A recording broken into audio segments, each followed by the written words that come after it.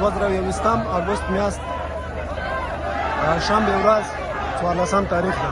او به چیزا ډېر احساساتي ما و وینا او شعارونه هم ډېر ورکړي دي.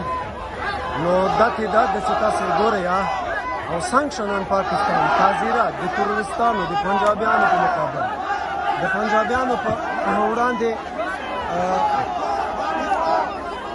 مونږ غواړو چې د تروریستانو د پنجابیانو د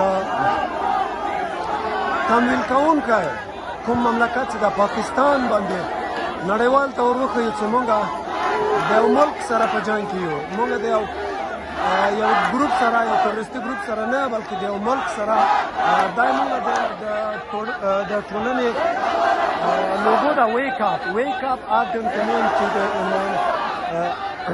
دا د مونږ د ټولنې لوګو ده او دا خلک د ټول افغانان دي چې دا تقریبا ټول اروپا نه راغلي او شرکت یې کړی ده. تاسو وګورئ زښت زیات کسان را روان دي. هموطنان عزیز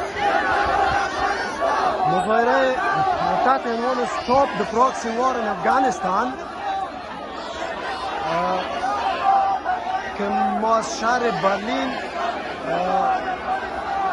البته آنلاین هستیم. امروز تاریخ 14 آگوست سال 2021 روز شنبه و ما در مقابل سفارت امریکا در برلین قرار داریم. تعداد خیلی از هموطنان ما در این مظاهره شرکت کردند با شعارهای Stop the Terrorism البته و Terror Party Pakistan Hindi Wake from Afghanistan Stop the Proxy War in Afghanistan شعارهایی است که اینجا افغان‌ها Sanction on Pakistan این شعارها را سر میتن افغان‌های ما و شما میبینید که جمعیت خیلی اشتراک کرده. امیدوار هستم که در کشور عزیز ما افغانستان هم مردم بخیزن علیه پنجابی‌ها قیام کنند.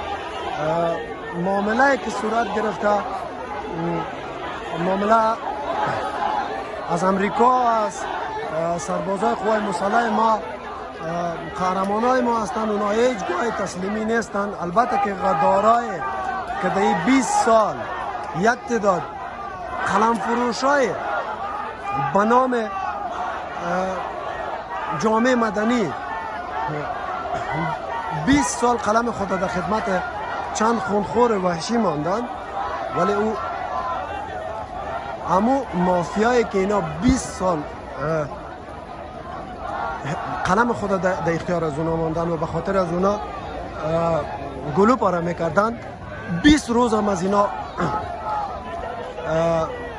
نگهداری نتوانست، حتی که نتوانست از اینا که حفاظت نتوانست بلکه خود را هم تسلیم پنجابی ها کردن.